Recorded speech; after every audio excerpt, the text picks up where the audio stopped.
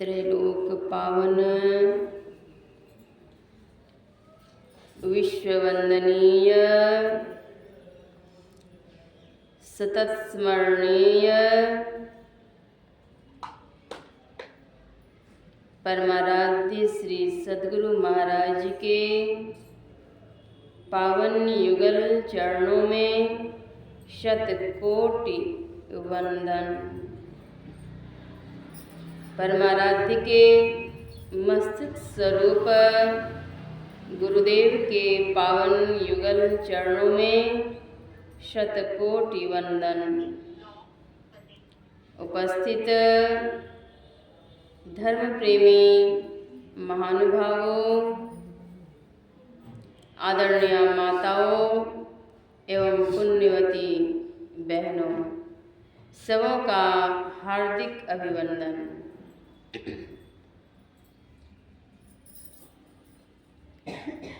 किसी भी एक भव्य भवन को देखकर सामान्यतया अनुमान होता है कि इस भव्य भवन को बनाने वाले भी कोई होंगे और फिर गृह स्वामी से पूछ भी लेते हैं कि आपका मकान बड़ा ही सुंदर बना हुआ है, किस कलाकार ने बनाया है। किसी मूर्ति को देख करके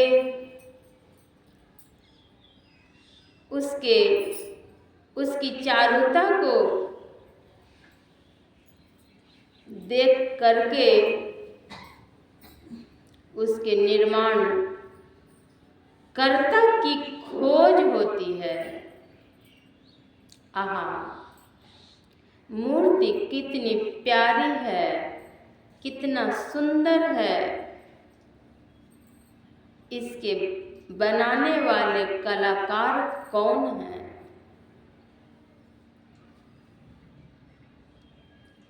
जब एक साधारण मूर्ति को देख करके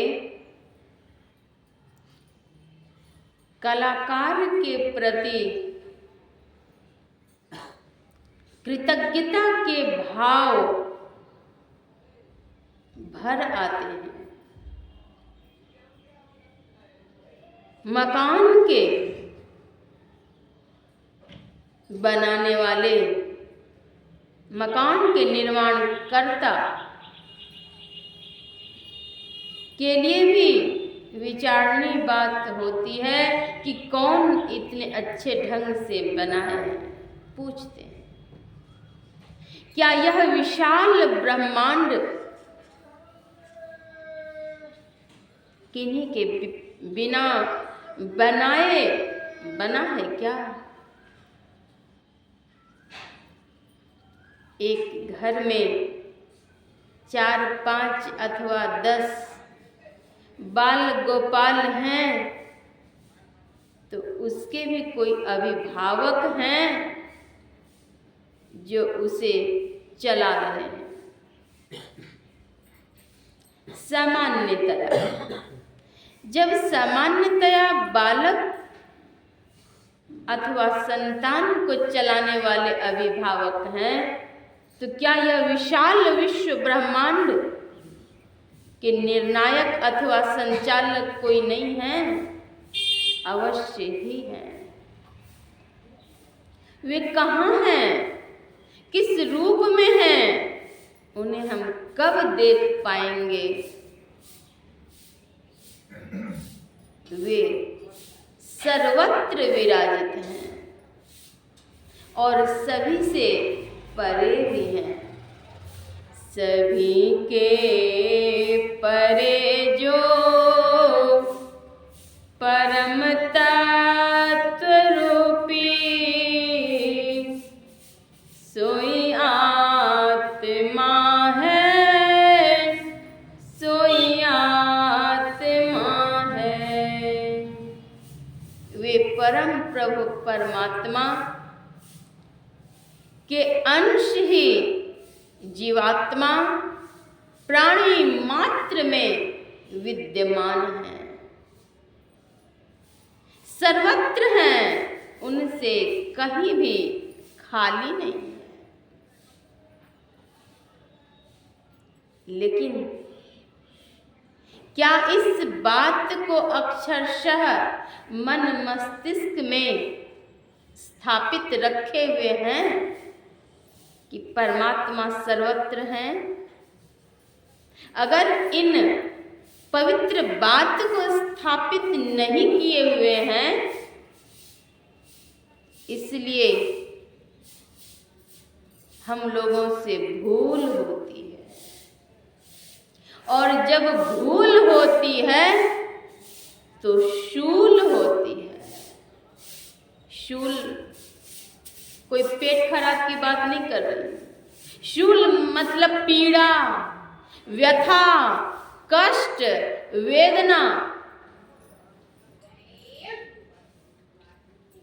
परमात्मा को भूल गए, उनके नाम को भूल गए, यह भी भूल गए कि वे कण कण में, अणु अणु में विराजित हैं।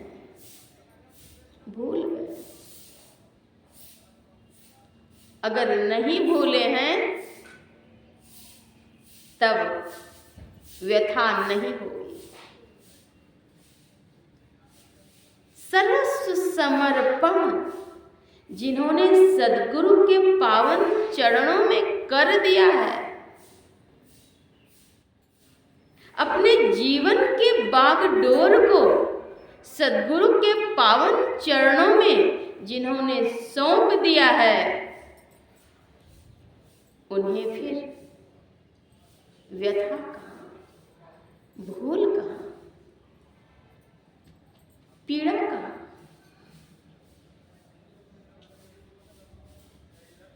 जिस क्षण कुछ भूल करते हैं, गलतियां करते हैं, अपशब्द का प्रयोग करते हैं, उस वक्त कभी नहीं याद रखते कि परमात्मा भी हमें देख रहे हैं, परमात्मा भी मुझे सुन रहे हैं, परमात्मा भी मेरे इन कर्तव्य कर्म का हिसाब कर लेंगे।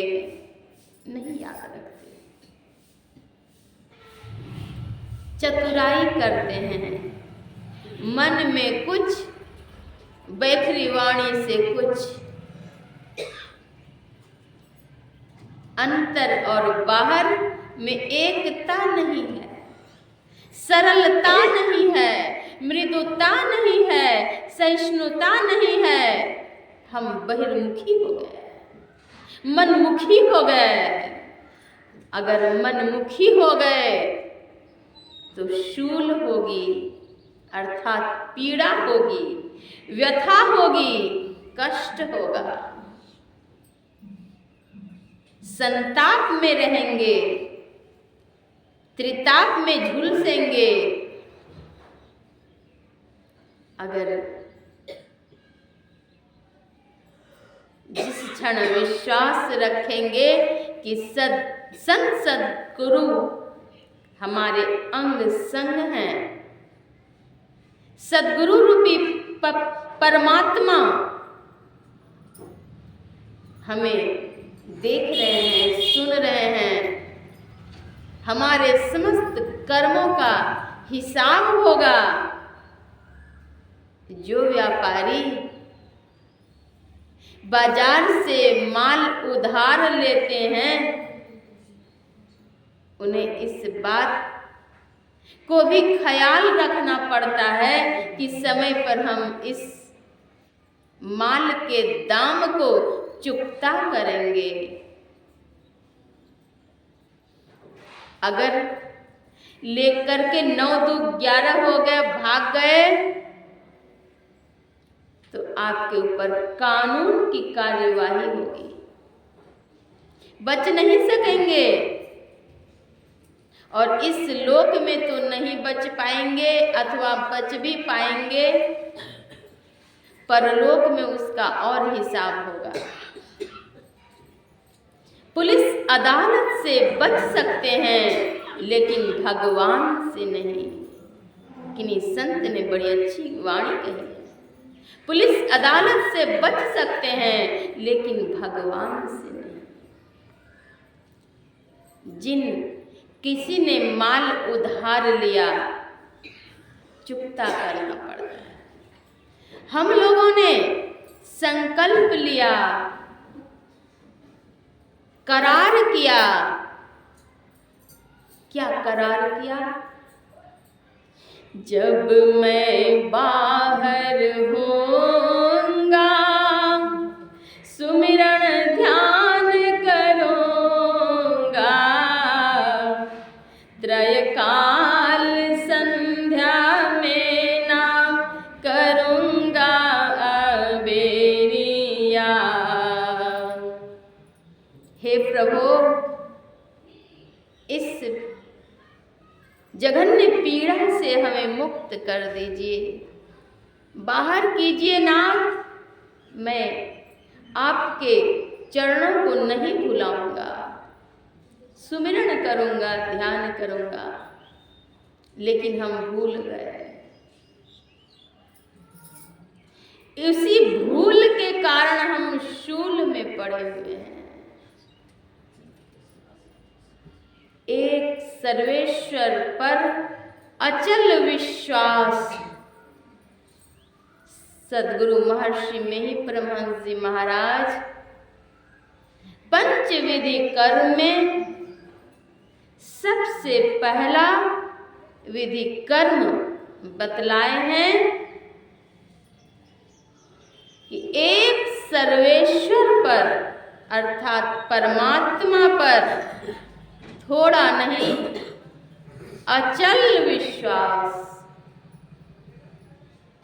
और पूर्ण भरोसा, अल्प भरोसा नहीं, पूर्ण भरोसा।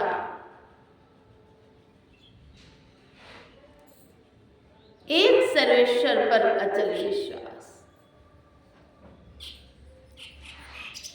जिस क्षण कोई भूल करते हैं, गालियां देते हैं, मारपीट करते हैं, द्वेष ईर्ष्या रखते हैं, क्या उस क्षण वे इस बात को याद रखते हैं कि मैं संत मत का अनुयायी हूँ, मैं सद्गुरु का संतान हूँ, सद्गुरु हमें देख रहे हैं, सद्गुरु की आज्ञा है। एक सर्वेश्वर पर अचल विश्वास, पूर्ण भरोसा, वे सर्वत्र हैं, वे देख रहे हैं। अगर हम झूठ बोलेंगे तो सद्गुरु तो देख रहे हैं, इसका भी हिसाब होगा। इस बात को याद ही नहीं रखते, इसीलिए हम पीड़ा में पड़े होते हैं और कहेंगे गुरु महाराज मेरे ऊपर कृपा ही नहीं करते, मुझे आशीर्वाद ही नहीं देते। सद्गुरु तो सतत आशीर्वाद की किरण बिखेरे हुए हैं। हम उनके ज्ञान प्रकाश की रश्मि में अपने को रख पाएंगे तब ना। एक राजा था, राजा बीमार हुए, उनके अस्वस्थ होने पर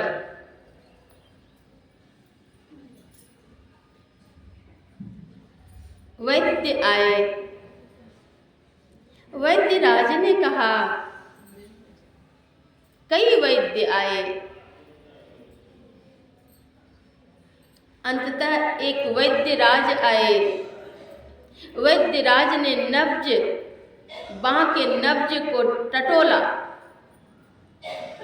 हाथ के नब्ज को टटोल करके उन्होंने कहा, इसके बादशाह के कलेजे में बीमारी है, यह बीमारी दूर तब हो सकती है जब इसी बादशाह के समान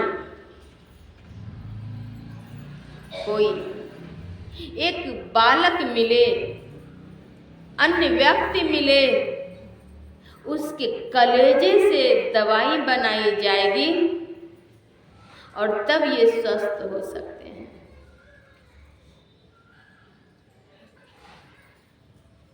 अब बादशाह के हुक्म हुए, देरी क्या थी, निकल गए अनुचर,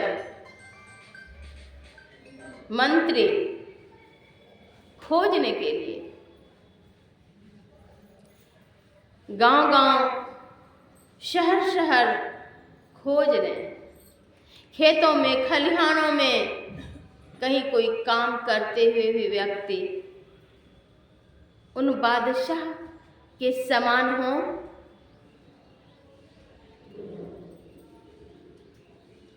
खोजते खोजते खोजते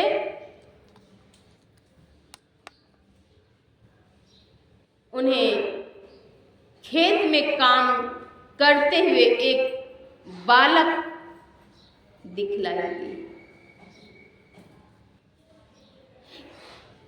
लकड़ियों को उन्होंने इकट्ठे करके वे लकड़ियों को इकट्ठे करके गट्ठर बांध रहे थे। गट्ठर बांधकर माथे पर रख चुके थे। गट्ठर लेकर जाने की तैयारी थी। तब तक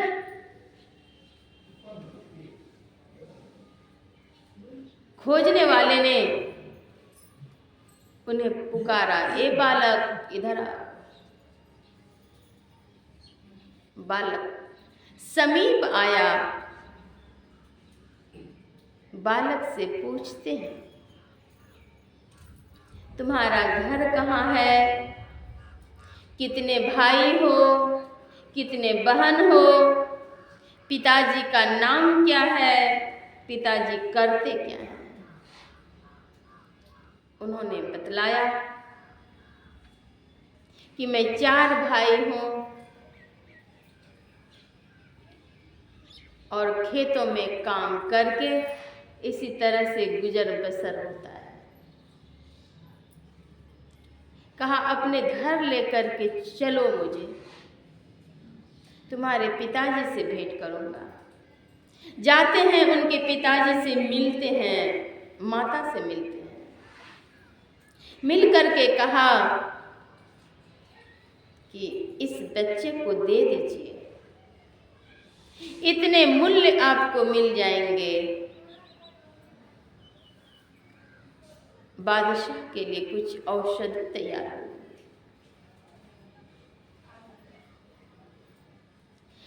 पैसे के लोभ में अभिभावक ने कहा, पिताजी ने कहा, ठीक है ले जाइए, मेरी आर्थिक स्थिति भी अच्छी नहीं है, मैं पैसे लूंगा तब इसे दे सकूंगा। कहा आपके सौभाग्य है कि आपको इतने पैसे मिल जाएंगे, इसके अन्य भाई को अगर देते तो नहीं मिलता पैसा। इसके शक्ल पूरे पूरे बादशाह से मिल रहे हैं।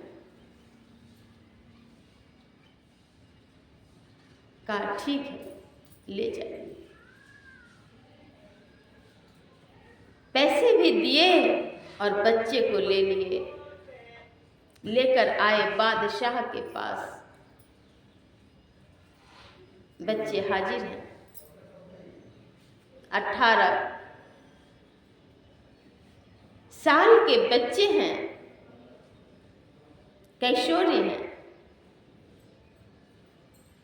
जैसे ही बच्चे आए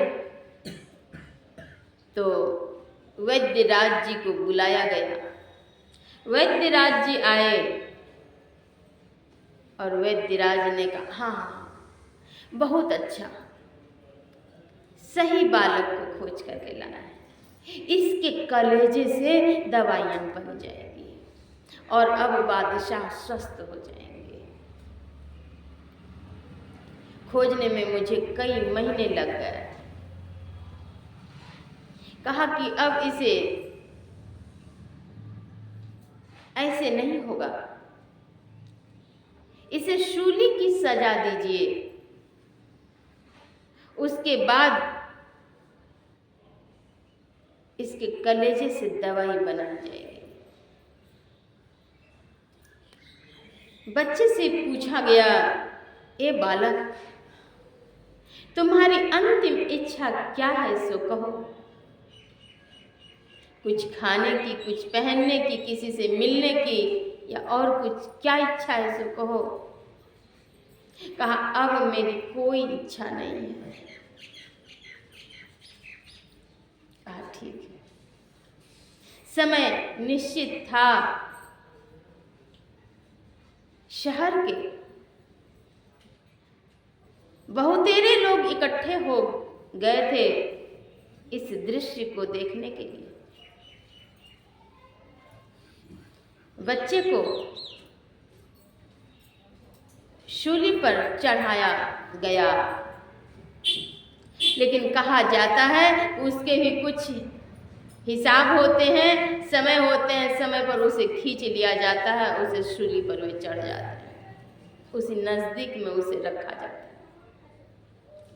अब मात्र 3 मिनट बाकी थे। सभी के सभी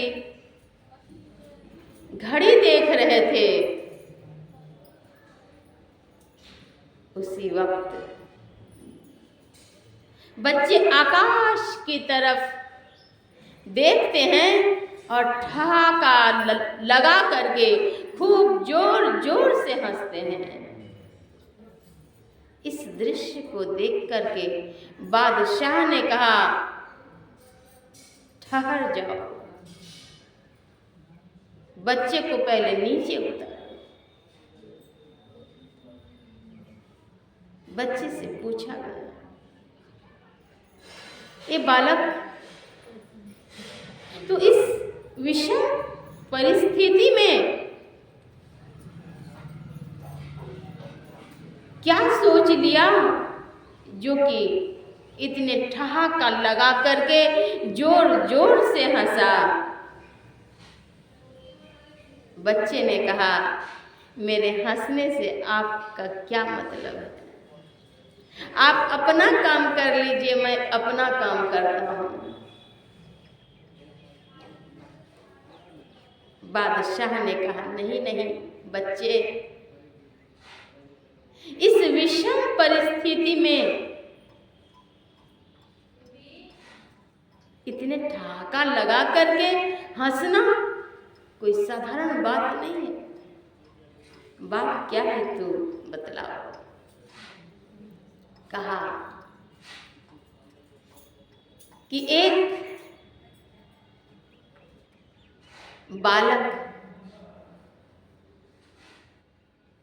अपने भाई बहन का बहुत ही प्यारा होता है। भाई बहन का प्यारा होता है, लेकिन मेरे भाई बहन भी उतने होश संभाले हुए नहीं हैं। कुछ छोटे कुछ बड़े, लेकिन उन्हें भी यह विवेक नहीं हुआ कि हमारा भाई कहाँ बिछुड़ रहा है। एक पिता के लिए कहा जाता है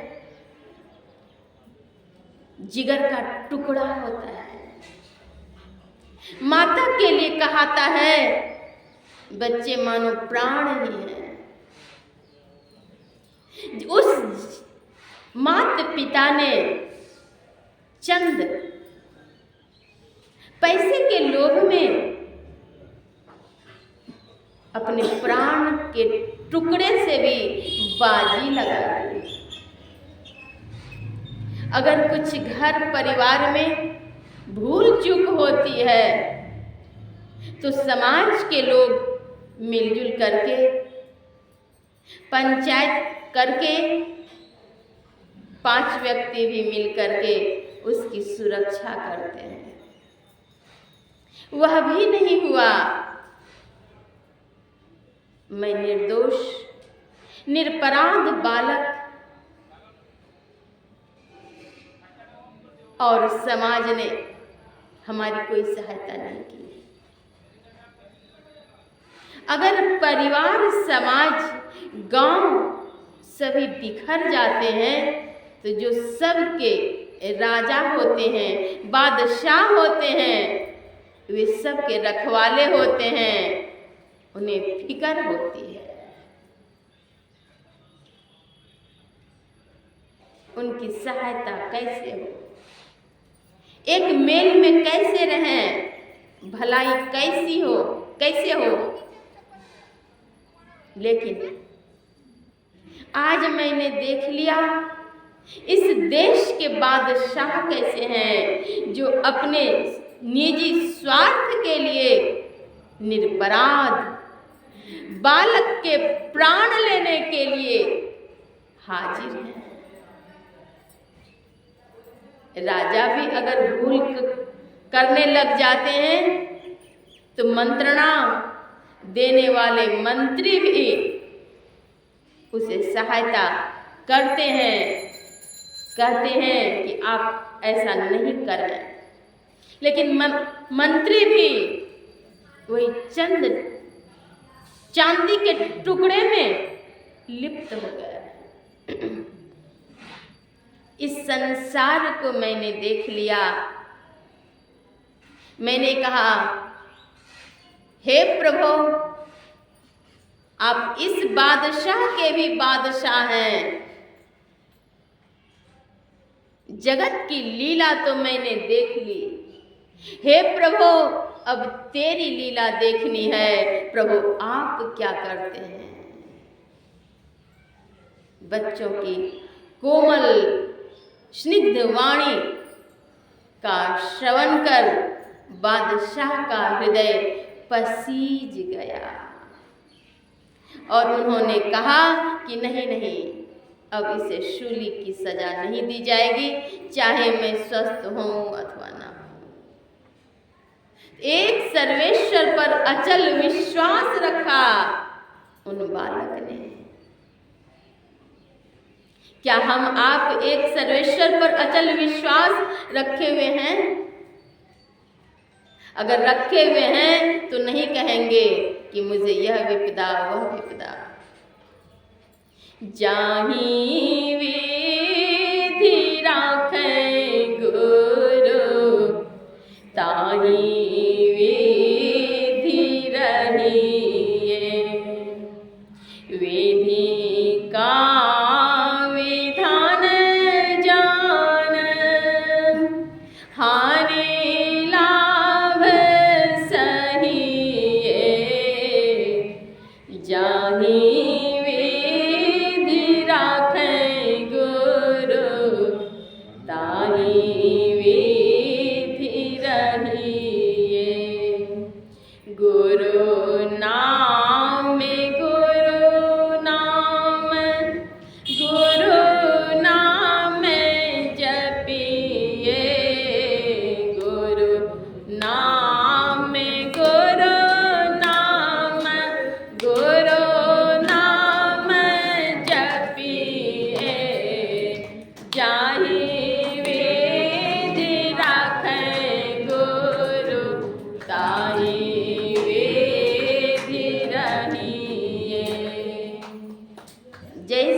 सदगुरु रखे। मैं सदगुरु का संतान हूं। भारतवर्ष में जन्म लेने वाले सौभाग्यशाली हैं। क्यों? क्योंकि भारतीय संस्कृति उन्नत है, साधारण नहीं है। विश्व के समस्त देशों में भारत अग्रणी है। भारतवासी सौभाग्यशाली हैं और ऐसे सौभाग्यशाली देश में जन्म ले करके और प्रभु का नाम नहीं लिए, अपनी संस्कृति और संस्कार की सुरक्षा नहीं की। अपनी संस्कृति है अभिवादन करना, सेवा करनी, अतिथि को भगवान कहते हैं उनकी भी सेवा करनी, संसद गुरु के पावन चरणों की सेवा करनी, साधु महात्माओं में श्रद्धा प्रेम रखना, यह अपनी संस्कृति है। अपनी संस्कृति और संस्कार की सुरक्षा स्वयं करते हुए अपने बालकों में पालकों को चाहिए वह बीज हम बो दें। बड़े बुजुर्ग को देख करके, अपने से बड़ों को देख करके अगर आपके बाल बच्चे शीश न झुकाए, अभिवादन न किए, तो इसका स्पष्ट प्रमाण है कि अभिभावक ने इसकी शिक्षा नहीं दी। पालकों के ऊपर बालकों की बड़ी जिम्मेदारी है। केवल क से कटहल, ख से खरबूजा पढ़ाने के लिए ही नहीं है। हाँ, वह आवश्यक है, भौतिक ज्ञान आवश्यक है, लेकिन अध्यात्म ज्ञान अति आवश्यक है, वह भी देवें। मोटे मोटे किताब बच्चे के बस्ते इतने मोटे हो जाते हैं, वे पीठ पर लाद करके बच्चे जाते हैं पढ़ने के लिए, अच्छी बात, लेकिन वह विद्या तो आपने पढ़ा दिए, लेकिन क्या आधे घंटे, 20 मिनट, 10 मिनट ईश्वरवाचक शब्द का, ईश्वरवाचक नाम का गुणगान कराए? अगर नहीं तो बालकों के भविष्य के लिए आप अच्छा नहीं किए। संस्कृति और संस्कार की सुरक्षा अभिभावक को करनी आवश्यक है। हम लोग पाठ में श्रवण कर रहे थे, यह आत्मा इस नेत्र से दिखे नहीं सकती। यह नेत्र बहिर्चक्षु है।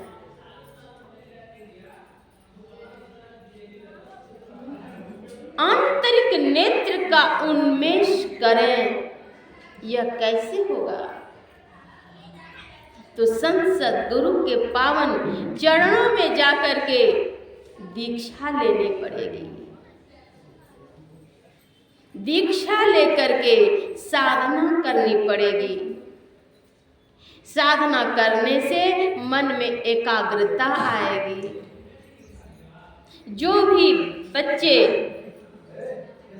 प्रार्थना के स्वर गुनाएंगे, स्तुति विनती करेंगे, उनका मन एकाग्र होगा, और जब मन एकाग्र हो जाएगा तो पाठ जल्दी याद हो जाएंगे और परीक्षा में अच्छे अंक आएंगे।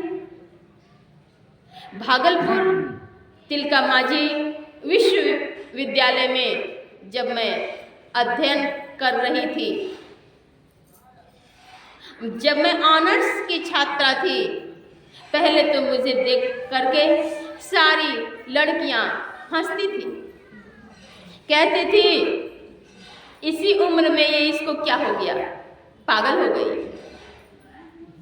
लेकिन जब मेरे रिजल्ट आए यूनिवर्सिटी में टॉपर, सारी लड़कियों को आश्चर्य हो गया कि देखो उतने समय में पढ़ाई वह भी करती है, मैं भी करती हूँ, जबकि उससे ज़्यादा मैं पढ़ती हूँ, किताब आगे रखती हूँ, लेकिन उसको देखो वो आखिर क्या करती है, ध्यान और सत्संग। तब उन लोगों ने मुझसे पूछना शुरू किया कि अच्छा बताओ कि तुम क्या करती हो। जूनियर ने पूछा दीदी आप क्या करती हैं।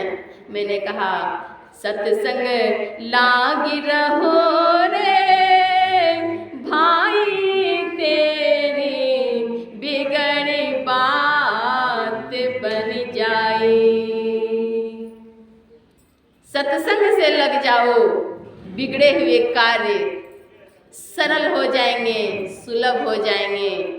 तब उन लोगों ने जब और भी विशेष रूप से मैंने समझाया, मुझे एक को भी समझाने में कम से कम 3-4 घंटे लग जाते थे। रात के 1-1 बजे जग करके मैं लड़कियों को समझाती थी, सह छात्राओं को, और फिर 3 बजे से फिर ध्यान की घंटी बज जाएगी। घंटी तो अपने मन से बजानी है, कोई वहाँ आश्रम तो है नहीं हॉस्टल में कि घंटी बज जाएगी, ऐसा नहीं था। लेकिन हमारे नियम थे, पिताजी ने नियम बनाया था हम लोगों के जीवन में उतने 3-4 घंटे जब मैं समझाती थी तब मांस, मछली, अंडे आदि सब वे छोड़ देती थी। जब मैं अध्यापन सेवा में आई तो इस्लाम धर्मावलंबी विद्यार्थी भी परीक्षा से पूर्व लहसुन प्याज तक परित्याग कर देते थे और कहते थे मैडम मैं अभी शाकाहारी हूँ। मैंने कहा क्यों शाकाहारी हो? नहीं, आपने समझाया था कि वो तामसी पदार्थ है, तामसी खाने से मेमोरी लॉस हो जाएगा। मैं अपना मेमोरी लॉस नहीं करूँगा, मुझे पढ़ाई करनी है, आगे बढ़ना है। आपसे पढ़ करके बहुत अच्छा लगता है मैडम आपने सत्संग करा दिया। तो इस तरह से जो विद्यार्थी एकाग्रता पूर्वक पढ़ेंगे, और वह एकाग्रता कैसे आएगी? ध्यान करने से, सत्संग करने से। जब तक सत्संग नहीं करेंगे, ध्यान नहीं करेंगे, तब तक एकाग्रता नहीं आएगी। मन विचलित रहेगा, मन छिन्न भिन्न रहेगा, क्या ग्राह्य क्या त्याज्य इसकी जानकारी भी नहीं मिलेगी। आत्मा के दर्शन तो दूर की बात है, आत्म परीक्षण तो दूर की बात है। सबसे पहले सत्संग में बैठना सीखें, अपने बाल बच्चों को बैठाना सिखाएं और फिर एकाग्रता पूर्वक सत्संग करें। प्रेम भक्ति गुरु दीजिए जो हम लोग पाठ कर रहे होते हैं, तो उस पाठ में मन हमारा कितना डूबा हुआ है कि मन कहीं खेत में है कि व्यापार में है, इसका निरीक्षण परीक्षण हम स्वयं करें। ध्यान करते हैं तो मन हमारा कितना भागा, उस पर भी ध्यान दें। मन आवे मन जाए, मन ही बटोरो रे, मन बुड़बै मन तारे, मन ही निहोरो रे। यह मन बुरा भी सकता है अर्थात बर्बाद भी कर सकता है, और यही मन आपका कल्याण भी कर सकता है। मन ही आपका साथी है। मन को ठगी कहा, बेईमान कहा, शैतान कहा संतों ने। कौन से मन? कुमन को। और सुमन को क्या कहा? आनंदित करने वाला, सुख प्रदान करने वाला। तो संत सद्गुरु के पावन चरणों में जाकर के दीक्षा लें। यह रक्षा कवच यहाँ से आपको प्राप्त होगा। बाल बच्चों में भी यह संस्कार डालें। आजकल बच्चे भी बड़े ही दिग्भ्रमित हो रहे हैं, कुसंस्कार के शिकार हो रहे हैं। कहीं कहीं सुनने में आता है कि कम उम्र के बच्चे भी गांजा, भांग आदि आदि सेवन करने लगे। मांसाहार का सेवन भी हानिकारक है, उससे बुद्धि विकसित नहीं होती है, बुद्धि का ह्रास होता है। अगर बुद्धि का विकास चाहते हैं, सात्विक भोजन, सज्जन संगा, ये 2 चीज आवश्यक है। और संसद गुरु की छत्र छाया में रहना। जब दीक्षा ले लेते हैं तो रक्षा कवच में हम रहते हैं। संसद गुरु हमारे रक्षक हैं। तन मन आत्म रक्षक है गुरु, गुरु ही के नाम एक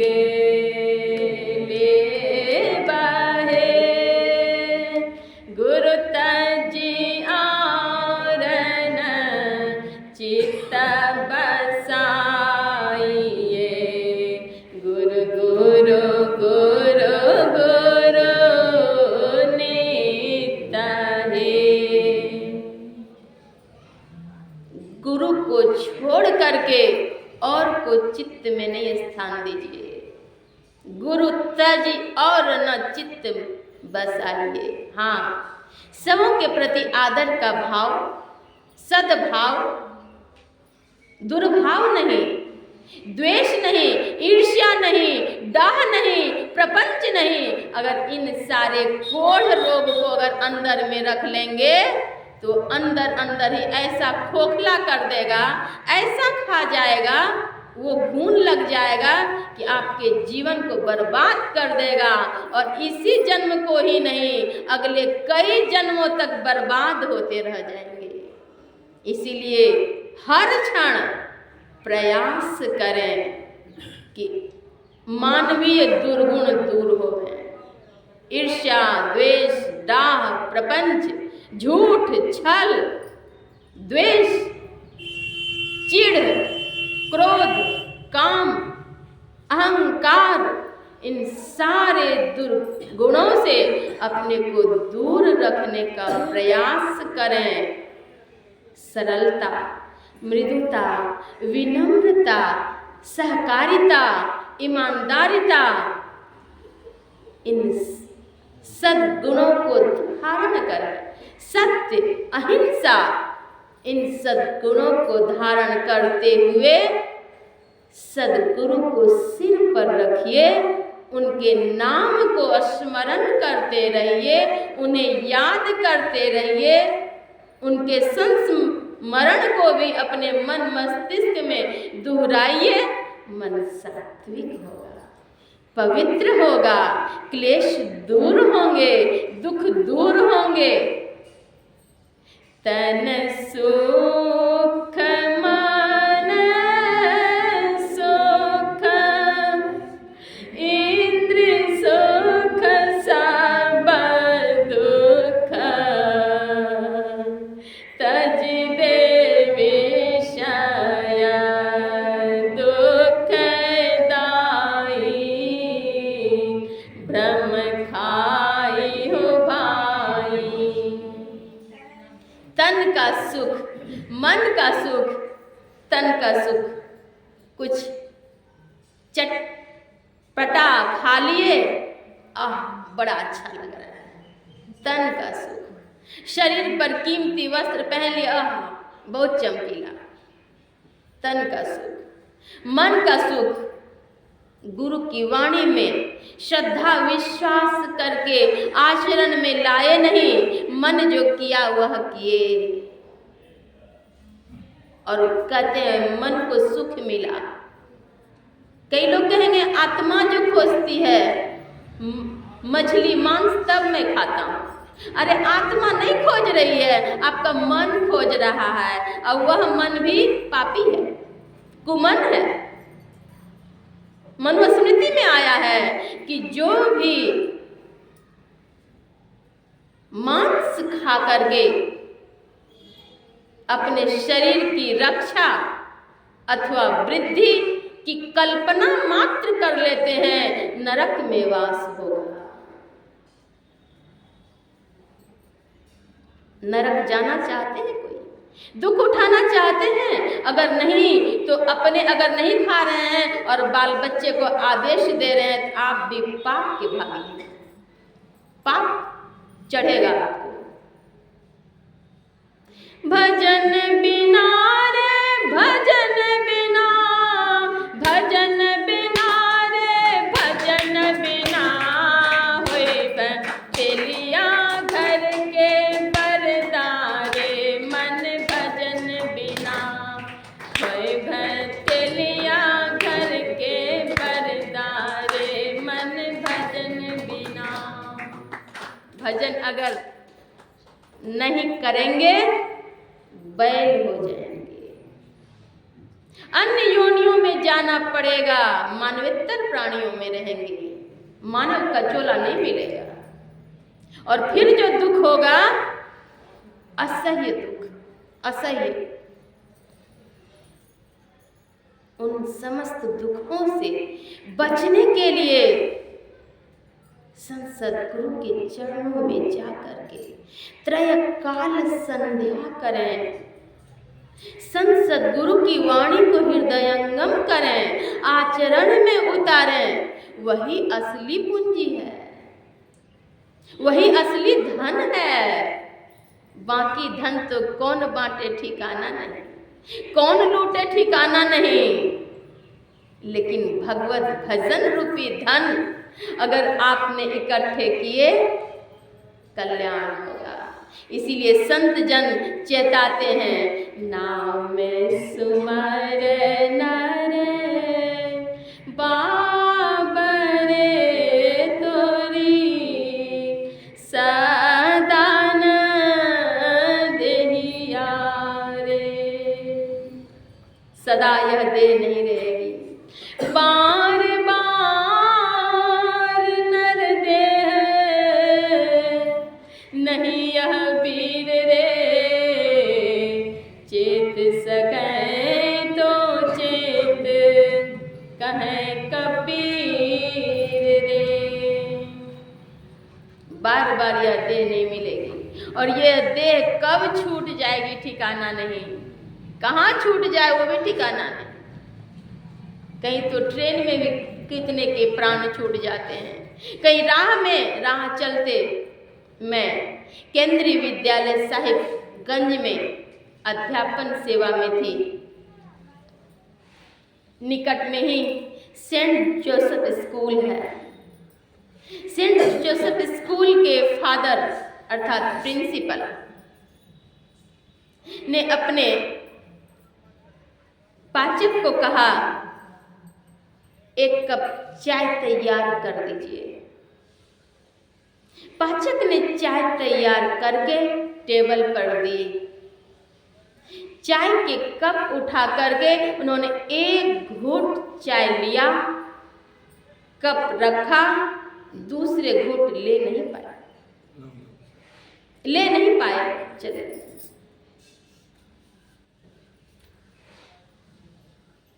तन क्षण भंगुर है। यह तन चाहे नगर में छूटे, गांव में छूटे, कस्बे में छूट जाए, घर में अथवा बाहर में कहीं छूट जाए, वह उससे मुक्ति नहीं मिलेगी। आप कहेंगे इस शरीर से मुक्ति मिल गई, स्थूल देह है। भावें देह छूटी जाहु, काशी माही गंगा तट। भावें देह छूटी जाहु, क्षेत्र माग हर में। यह देह चाहे मगहर में छूट जाए, काशी में छूट जाए, कहीं भी छूट जाए, उससे मुक्ति नहीं मिलेगी। मुक्ति कब मिलेगी? साधना करेंगे। साधना करके मानस जप, मानस ध्यान, बिंदु ध्यान और नाद ध्यान कर लेंगे। नाद ध्यान में जब निष्णात हो जाएंगे, परमात्मा से तब तदाकार होगा, तब मुक्ति मिलेगी। सायुज्य मुक्ति, सारूप्य मुक्ति, सामीप्य मुक्ति, ये सभी मुक्ति हैं, लेकिन कैवल्य मुक्ति सबसे ऊंचाई पर है।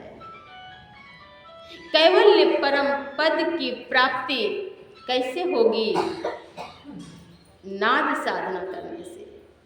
लेकिन नादानुसंधान की साधना करने से पहले बिंदु ध्यान, बिंदु ध्यान से भी पहले मानस ध्यान, और उससे भी पहले मानस जप। इन साधना चतुष्टय को करेंगे तब सिद्धावस्था को प्राप्त होंगे। बिंदुनाद महालिंगम शिव शक्ति निकेतनम,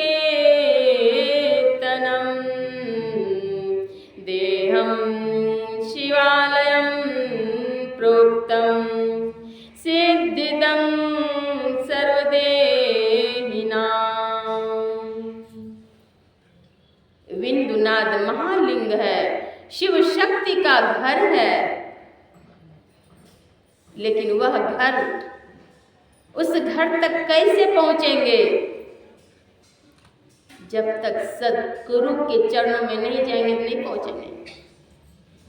अंदर तेरे भरा खजाना, अंदर तेरे भरा खजाना, चाबी सतगुरु पास सखी, अंदर तेरे भरा खजाना। अंदर में तो खजाना है, लेकिन खजाने की चाबी कहाँ है? तो संत सद्गुरु के पास। कुंजी बताए दियो ताला खोलन की, वह कुंजी बतलाएंगे। कौन बतलाएंगे? तो संत सद्गुरु ही बतलाएंगे। इससे पहले आप नहीं जान सकते। कितना भी प्रयत्न कर लें, कितने शास्त्रों को कंठाग्र कर लें, लेकिन संत सद्गुरु के चरणों में जाकर अगर दीक्षा नहीं लिए, मुक्ति नहीं मिलेगी, पथ ही निर्दिष्ट नहीं होगा। भगवान शिव ने माँ पार्वती से कहा, हे गिरिजा, मनोलय के 1.25 लाख साधन हैं, उनमें से नादानुसंधान श्रेष्ठ है। सदा शिवोक्तानि सपाद लक्ष्य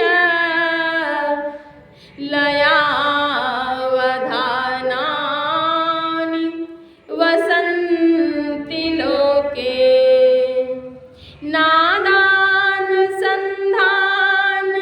नमोस्तु तुभ्यं, त्वां मन्महे तत्पदं लयानां, भवत्प्रसादात् पवनेन साकं।